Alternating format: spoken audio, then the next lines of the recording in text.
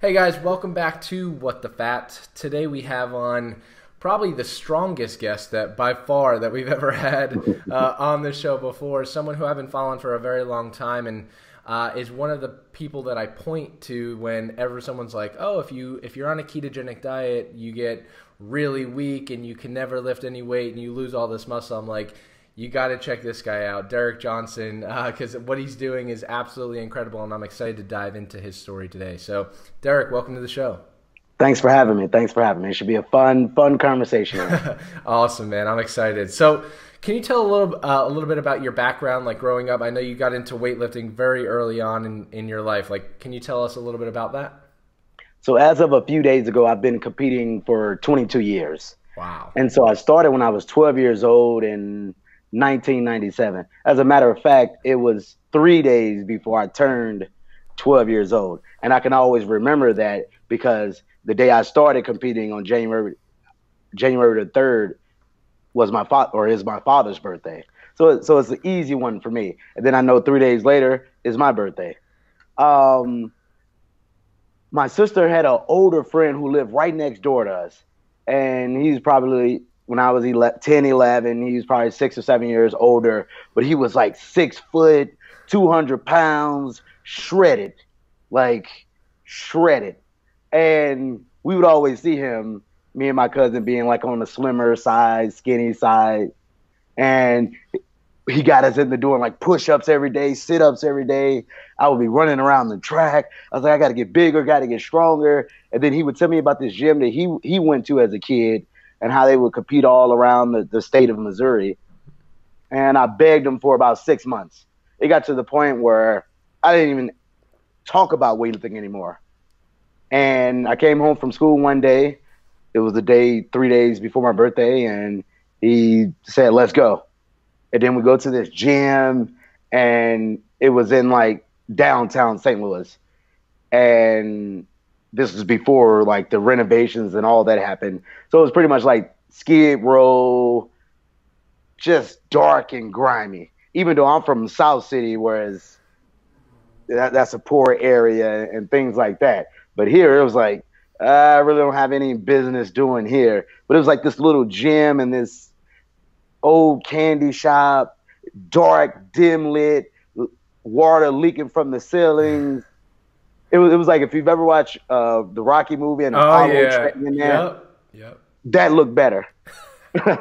So Apollo's gym looked better, and but it gave it that grit, that rawness. And they were playing basketball. I loved basketball. I played basketball all day, and then after I played basketball, I would get my first workout in. Amazing. And I was ready to. I was trying to like lift more weight than the guys that had been there training for months and years. And I was like, no, don't hold me back. These guys can't. So, I love that, man. that's how I get my start. It's at this free after-school inner-city weightlifting program there. Amazing. So you were super passionate about it from a young age, and then talk a little bit about you started really like crushing it in high school. And can you talk a little bit about like So at this program, it opened in 1988. I would get there in 1997. And me just being super competitive with everything I did, whether it be basketball, if I had time, I would spend 6 to 8 hours a day on basketball. So whatever the sport was, I would put in that one-on-one time and try to do as much as I can. And so at this program, I would become the first youth national champion, the first junior national champion, which is 20 and under. Youth is 17 and under. I would become the first senior national champion, which is all ages. I would go to the Olympic Training Center to train. Collegiate American records. I would break junior American records. And so I would be the first to do that at that program. And then at this program was just on the map at that point. And so all other lifters after me started coming out of there, a lot being my younger brothers. Right, and I know they have an incredible story too. And so I come from a family of 7, and so my older sister is the only one that did not lift. So I was the first in the family to lift and compete, and then my brother under me, he would win national titles. He was featured on the cover of USA Weightlifting magazine. Then I had another brother who won 4 15 and under national titles, who was invited to the training center. And then the youngest brothers that you're speaking of are the twins, Darren and Daryl Barnes, who, of course, have won youth national titles, junior national titles, senior national titles, traveled all around the world as athletes. My one brother, Darren, in the 56, or the weight classes are new now, but in the 56, he was the only weightlifter in the history of the United States to break 9 American records in one competition. Jeez. And so I started coaching them when they were 10 years old. When I was 19, I started coaching them when they were 10. And so I would coach all my brothers and sisters. And then even from that program, there's been more kids to travel and compete internationally. Amazing, man. And what would you say out of everything is your best lift? I would say the snatch. Yeah. So the snatch is definitely my best lift. I've done a snatch, a double body weight snatch multiple times in competitions. And the thing about that, in all the decades of weightlifting in the United States, there's been less than 10 men that have ever snatched double body weight. Jeez, man, that's incredible. And I think, and my brother is one of them. Darren in the 56 is one of them, and then the other one was 2 kilos away at one point. Oh my gosh! So my mother has 2 out of the 9 or 10 athletes in the history of the United States to have double body weight snatches. Wow, that is an impressive family you guys have. That's awesome. And I think not only is it a combination, people say, oh, they must have great genetics. You guys obviously have an incredible work ethic. Because people always point to genetics, which is why I love what we're about to talk about with how we eat. Mm-hmm. Which, when most things come up, I'm going to say that's not genetics. Right. That's nutrition. I love it. I love that's it. The food we put in our body. So tell us a little bit about it. So just to hit on that genetic point, just that last point, our mothers and fathers had no history of competitive sports, and it was just us. We really got after things, and I feel like as a coach, I really got out there as a coach, and that's why I became the youngest senior international or level 5 coach in the history of the United States. I became the first and only African American senior international coach in the history of the United States. Amazing, man. Amazing. So I love it. I love it. Yeah. So that's just just some of the background there. And so I started coaching at a young age, at 19 years old, and looking back at it, and I just turned 34 a few days ago, and my entire adult life I've been working in the nonprofit sector, which I was like, oh, I guess I have, because that's what I've always been passionate about. I graduated with a political science degree, and just the politics of everything has always fascinated me. And so when I talk to people about food is politics. Just looking at something like in 1965, 55% of our diet consisted of fat. If we go back every decade before that, we'll see that we got most of our calories off of fat. It was only through propaganda and big business that we don't eat that way anymore. I 100% agree. Yep. So to me, everything is politics. Me opening up the Kings of Weightlifting last year, a few days ago, was also, so a lot of things is like my anniversary in January. Wow. January 3rd, my father's birthday. January the 6th, my birthday. The next day is the anniversary of the Kings of Weightlifting. January the 10th is my mother's birthday. So nice. There's just a lot going on at the beginning of January. Opening up the Kings of Weightlifting, to me, that was about justice. Of course, weightlifting is a great discipline. It can teach you a lot to becoming an adult, or even if you are an adult, it can teach you a lot. But mine was, let's go into to an area where it's underserved, and let's try to give something where it would be tough to afford, whether it's the $200 pair of shoes or the $200 a month membership to go to gyms to train in the LA area. I'm going to give it for free. Amazing. Let's figure out how I can make it happen. I got to do it for free because this is what excites me. This is my passion. Trying to make an impact in there, in a community, whether it be in St. Louis or in South Central Los Angeles. I love it. And before we jump into a little bit about your nutrition, since we talked about it, can you talk a little bit about what inspired you to really get the Kings of Weightlifting program started? Like, obviously, it's a huge passion. You can clearly see that. And what's your goal with it? What is your ultimate goal for like providing these kids with all the tools and all the resources that they need? Just what inspired me to do it, because I come from a program that was free for me that I wouldn't have been able to afford. So I came from, you could probably classify it as poverty, extreme poverty, Section 8 food stamps. So I've come from the bottom of the bottom here to not only graduate high school, to graduate college. And you can't do that by yourself. You have to connect with people that can help you get to that next level. And that's what I've seen in my life, and that's what I've dedicated my entire adult life to. And so the Kings of Weightlifting we have visitors come in there, we have coaches in there, we have people that work in hospitals, that are professors, that are this, that are that. So it's surrounding the kids by all these different occupations, all these different professions. So now they can see that, and now they can dream more of what they see in their neighborhood. Amazing. We have donors, volunteers, board members. So surrounding them by all these different walks of life, all these different people of different backgrounds, different upbringings, and just have a conversation in there. Lift a little weights. And so that right there is going to build their connections. And in life is all about networking, building those connections for that job, or creating that job, or that dream that you're following.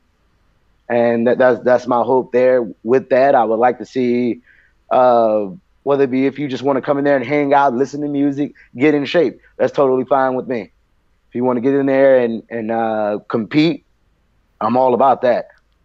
I like seeing the world at competitions. If you want to get better at football, basketball, baseball, track. So we have wrestlers. We have a lot of athletes are starting to come out as they learn about us. And that's just the mission there. Amazing. And how many kids do you have in the program currently? I would say it's been about a year, and we probably have reached over 50 kids. Like in the summer, we were having, because everybody's there just in the summer. But in the summer, it would be days where I had 30 in there on one day. Wow. And I was, hey, okay, this is fun, because I love chaos. This is fun. Hold on, just wait a second. And then as the ones who are around long enough, you can have them do like the warm-ups for the kids, the movement prep, the corrective exercises. And so now if you have this passionate 9-year-old that loves being a leader too, hey, take that group right there, have them do that, and now I can work on the ones with the lifting, because I don't want them so it's just, I would say definitely over 50. We've probably 50 to 75 kids that we've shown the sport that have never seen a snatch, didn't know what a clean and jerk was.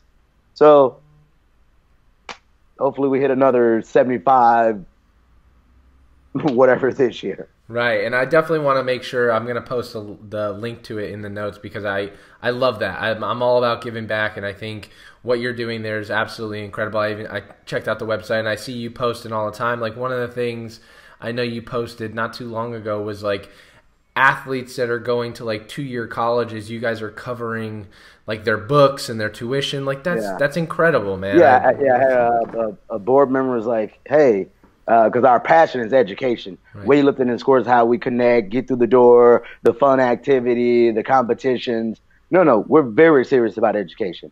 We are very serious about it.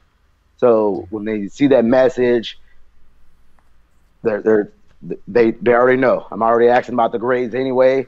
Just keep going. Amazing. We just want you to be able to keep going and not get to the point where because you're poor, that you're making decisions where, I graduate, I'm just going to go take this job, and that's it. No. We want you to be in the position to get that degree and keep going. Well, it's great that they have someone like you to look up to, because not only have you obviously reached amazing feats and overcome a lot yourself of setting all these records, but also like graduating and kind of leading by example. It's amazing what you've done. So we'll definitely post that in the notes. And so absolutely. So I wanna go back to what we were talking about a little bit, and we talked about like a lot of people go, oh, it must just be amazing genetics. Well, and like you mentioned, like your mom and dad weren't weightlifters. They didn't set any records, but you and your brothers are absolutely crushing it. And a lot of it you attribute to the fuel that you put inside your body. Can you speak on that a little bit? So mine is it's all about the fuel. Of course, I'm high fat, low carbs, and I burn off fat. And I've been eating this way since really the beginning of 2013. And how did you hear about that? Like, what inspired you to say, hey, I'm going to eat this way? So after I moved to Los Angeles at the end of 2012, and I was working out and like coaching at this gym in Santa Monica, California. And I remember being in St. Louis and I'm researching them. They talked all about functional training, and it just stood out to me. Like it was different from the normal weightlifting, how things normally operate. And then getting there and talking to them when I finally moved here, they had people on this elimination style diet. Well, elimination style diet, after I was like researching, when I finally was getting into it, I was like, I came back the next day and I said, well, this is keto. Everything I've looked at is on the internet. It says keto is bad. And they were like, it's not. And that was like the whole entire answer. They weren't even gonna bother with my silliness of even giving it an explanation. That's kind of how his personality was. We were just like, no, not true. And so awesome. I had to do more research. But the reason I was doing this because I've been competing or training since 12, so many different sports. I had my first knee surgery around 19, 20 years old. It got an infection. I went back in there weeks later, had to have another one. So this was about a year and a half before the 2008 Olympics.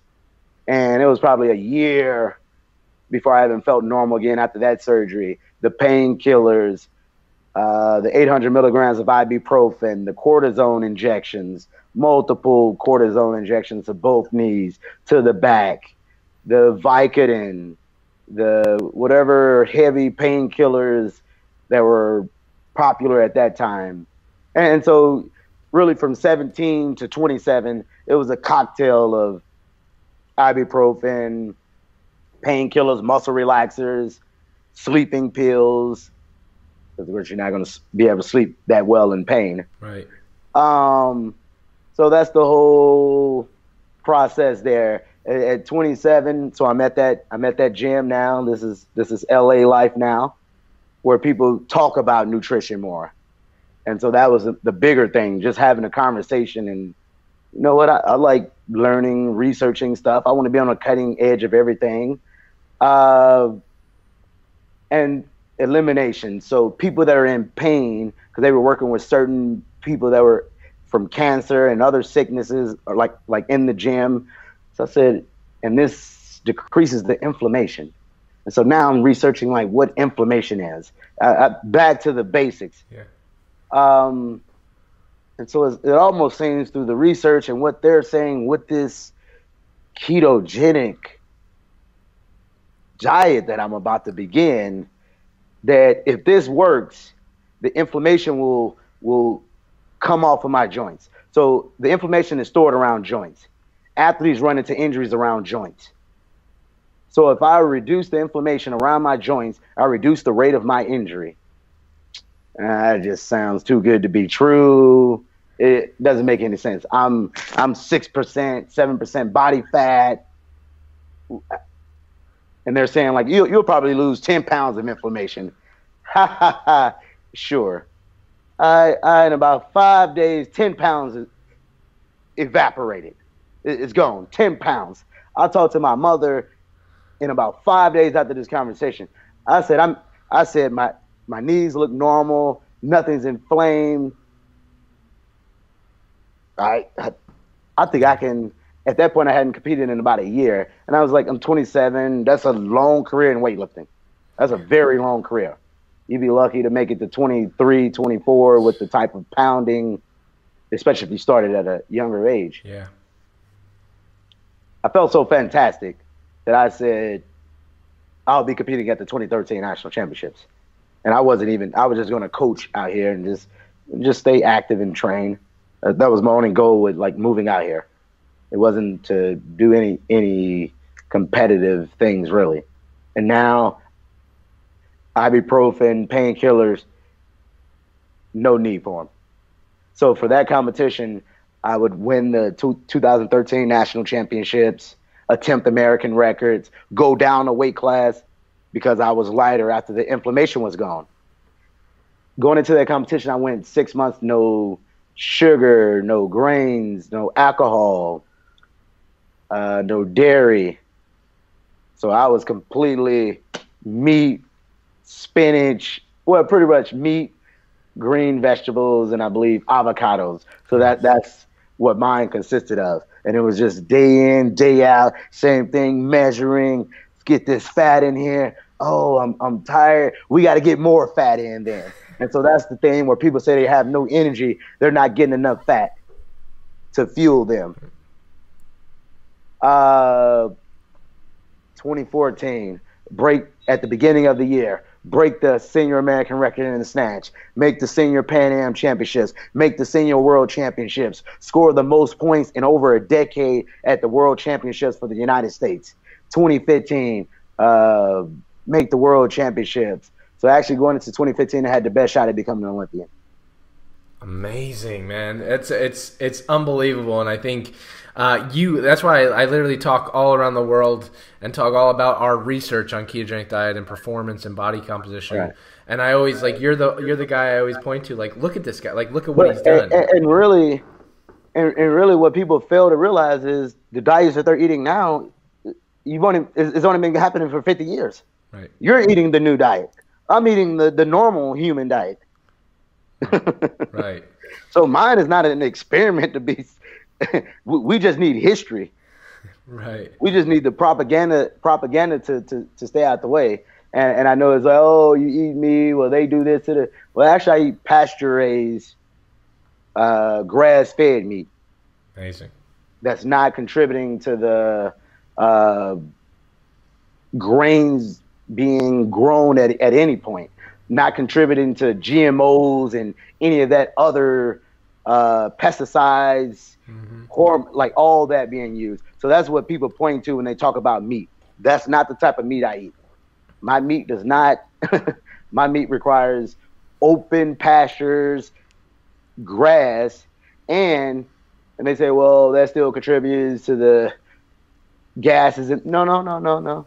Because they only eat a certain amount of grass in a certain area. So it balances itself out at the end of the day, right. just to make it short, it balances itself out. But if we talk about factory farming, big agriculture, I'm not a fan of that. And I'll be right there with the vegan who's not a fan of that. Mm-hmm. Right.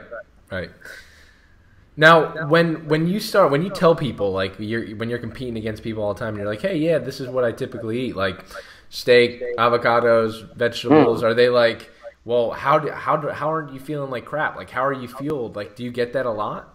Every time, because they've been programmed through billion-dollar campaign ads from every industry hitting them every way. It's not just the industries buying ads. They're sponsoring colleges that you go to. They're paying for scientists. They're paying for professors. So all the curriculum that you're getting is them writing the curriculum. So when you think that you need to have a sugary drink to get electrolytes, when is sugar a part of electrolytes? We think sugar is electrolytes. Right. Sugar's not electrolytes. Not needed. And I tell people because Dr. Sarah Hallberg had a great, I believe it was a TED Talk. And she's on there talking about, you know how many grams of carbs you need on a daily basis? Zero. Right. You don't need any. Right. So, well, and then another like big point I make when people like say, hey, don't you need some of that for, and I cut weight also. Like big weight for a competition to where I had to like refuel liquids and all that. And another point when people ask something about, oh, well, don't you need carbs? I say, well, if you look at the human digestive system, ours is most closely linked to that of a cat or a dog. That's the most similar digestive system that we have. It's the complete, a quick Google search or whatever search engine you use will show you that humans and the gorilla, who's plant-based, is the complete opposite digestive system, that they're complete opposites. That their body is actually made to process plants, which are carbs at the end of the day. And humans, cats or dogs, are super efficient in burning fat. Burning animal protein or fat. Right. And so it's really, I can really like stop my conversation right after that, just talking about just cut a human open and it's most closely linked to a cat or a dog. You wouldn't necessarily feed a cat or a dog that, even though people are doing it. They are, yeah. Unfortunately, in which you've seen the issues for cat and dog skyrocketing. Same as when we've entered these carbs, since we've been demonizing fat since the 40s with Ansel Keys and his shoddy research. Right. No, I'm not even going to say shoddy. His research that he was paid to do, and we've seen the rate of disease skyrocket with it. We've seen diabetes, and it's not that we're not eating enough plants, right, or not eating enough vegetables. We're eating if this was 1950s, we would be eating, like, the rates are ridiculous how many vegetables we're eating. It's not because we're not eating enough vegetables. Agreed. And have you ever incorporated in carbohydrates strategically, like right before a competition, or are you just straight, full-blown, no carb? Competition, because I'm in the sauna, I'm taking off a lot of weight, right, which I've been reducing every competition, but like coconut water. Right. So just outside of that I still won't be for the competition, like meat. Like I want fat. I don't want my body to be burning off something at a competition that it doesn't burn off of in everyday training, everyday life. So I would say besides like a coconut water or something like that I'm drinking, really there's no other carbs. Give me green vegetables, give me fat, give me protein. I have no need for it. That's awesome, man. Now, what does a typical day look like now? Like, can you, like, training wise and diet wise, like, do you fast in the morning? Do you, like, kind of talk about that? So today's an off day of working out. Worked out yesterday. I'll work out again tomorrow. Let's say this is a workout day. I would wake up. I used to fast, and I just felt like, you know what, let's just fuel the body, get the body up and rolling, performing. But I go maybe like 12 hours without eating from the time I eat at night. Anyway, half a pound of ground beef, something like that, fatty, 80-20, grass-fed, pasture-raised, but the ones I have are super fatty, and which is so much more delicious. A half of an avocado, and there we go. Maybe I'll have a handful of macadamia nuts, super high fat, before training, or some type of grass-fed beef jerky I'm doing now that they're easy to get now at stores without all the junk in them. Right. And that's a main thing, really looking into what's in there. I spend so much time in stores looking at the back of an item. So because I started elimination style, the chemicals, the processed stuff, the genetically modified things, they can't be in there. So that's why I always tell people I'm a anti-inflammatory elimination style diet that I'm on. I like that. It just happens to be keto is what that would lead you to. Right. When you use those type of words. Right. So my main thing to be able to train and compete and not have any more knee surgeries, three knee surgeries is enough for me. The decade of painkillers and cocktail of all that ibuprofen, I won't even touch over-the-counter medication, allergy medication, cold medication. I want to heal the body through food. And so that's why I say it's an anti-inflammatory elimination style diet. And that leads me to, of course, being keto or low fat. High fat, low carb. High fat. Low carb. Now, did I say low fat? Yeah. High fat. So typically, do you do like 2 or 3 meals a day? What is that? So it's 2 meals a day, and it's usually like the nuts in there. Then I have just because I'm on the go during that day, I'm working out, I'm coaching, so it's like I'm not sitting down and eating anything. And if you get enough fat in there, you should be pretty good. It's only when I don't get enough fat in there when I'm like, oh, that store ran out of this high fat one. Now I had to grab 85-15, and I'm starving the entire day because my body has too much protein now and not enough fat. And so it's only when in issues like that where I'm like, oh man, this is a tough day right here. But no, it's really about getting enough fat in. And a lot of people they ask me about chicken and turkey. I said it's too lean. I could eat it, but it's almost a waste of my money. Right. What is your favorite meal? I'm curious. That's just like, what if you had to pick a meal, what would it be? It would be like some type of steak, like Wagyu. Very aged meat. It would be like meat that's aged, and that meat is just gonna taste better and it's gonna have more fat. It's gonna be more mature. So it would be something like that.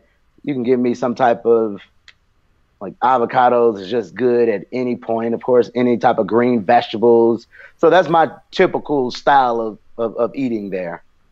It's really Awesome. So it could be any type of like reddish meat.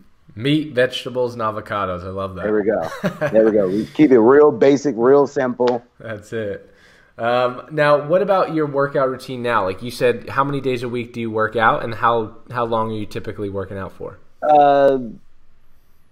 It's like 5 to 6 days a week. Saturdays are like 3 hours somehow. I would say 2 to 3 hour training sessions. And then I do like other stuff for like rehab and all that throughout the week. Mm-hmm. That's awesome, man. That's cool. Yeah, go ahead.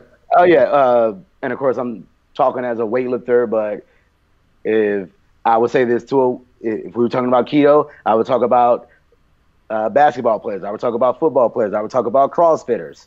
If I can get more in my body in fat, I can sustain myself over a longer time than you can by getting only 4 grams of carbs per serving, while I get 9 per serving. So I can actually get more fat in my body and sustain myself longer. Even if I was running a marathon, I would say keto.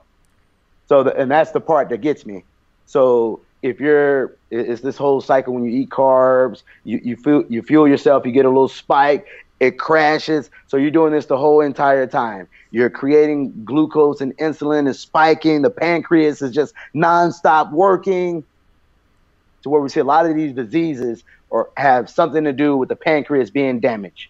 It has something to do with inflammation. Every single disease is related to inflammation. Every injury, every sports injuries around the joint. If we bring down the inflammation, we can bring down the injury. If we bring down inflammation, we can reverse the disease, prevent the disease, maybe eliminate the disease. For sure. And we got to get you down. Next time you're in Florida, we got to get you to Tampa to our lab, so that way we can do all the tests and kind of like do body composition, metabolism, movement. I'd love to see it, because you're just on a whole nother level when it comes to like performance, and it's amazing. It's even more impressive that like everyone thinks, oh, the high level performance athletes, none of them are on a ketogenic diet. All of them are eating a ton of carbs. Like, and it's funny. In basketball, Kobe, like I'd already started mine at the beginning of 2013, but by the end of 2013, it was huge because Kobe was doing it with Dr. Kate Shanahan in the book called Deep Nutrition. And so like, and that spread to everybody in the NBA. You know what the hardest thing is LeBron James said he did? Going keto. Right. When I think it was like 3 years ago, he lost 20 pounds. He got in the best shape of his entire life. Keto. Low carb. Yep. So Kobe would make it popular. Of course, Steve Nash was doing it a decade ago when he became the oldest MVP in the National Basketball Association to go back-to-back MVPs. Steve Nash, keto. I didn't know that. That's interesting. I didn't know about him. So not only that, you'll see the majority of the NBA teams, as far as I know, I believe it's all of the NBA teams, when they serve meals, they're all paleo style. They're all low carb style. Right. So that's your top athletes right there. Right. That's awesome, man. Now, we're coming to an end, and I know you're busy, and I don't want to take up too much more of your time, but can you tell us a little bit about what current things you have going on? Like, are you going right now? Are you training to go break another record? Or are you just focused on, like, you know what, I just want to stay in shape and focus on the Kings of Weightlifting? What are some things that you have going on right now? There's some things going on behind the scenes with me and my weightlifting federation. Nice. And that'll be handled. But I'll be getting ready to compete in about 5 weeks. Getting out there to break records, of course. Every time I step on the competition, this is why I eat a certain way. This is why I take care of my body. This is what I dedicate myself to on the daily basis. So the goal is to break American records, qualify for the Pan Am Championships, keep going for 2020. Love it, man. And that's so future goals. Just future goals. Keep building up Kings of Weightlifting one day at a time. Keep getting more volunteers. Keep getting more donors. Keep connecting with people that want to help us build and have can put us in a position to keep growing and keep building. Amazing. And where is that located again? So we're actually located in South Central Los Angeles. It's a couple miles from Watts, a few miles from Compton. So we're like right there in the heart of it. Low socioeconomic area. And I had no connections to that area before 2017. And of course, I'm familiar with movies and music, and I knew all about it from that. And just me being a political science thinker, major, I look up the demographics and look up just the economics of the area. And I figured if I was from Los Angeles, this would be the area that I would be from.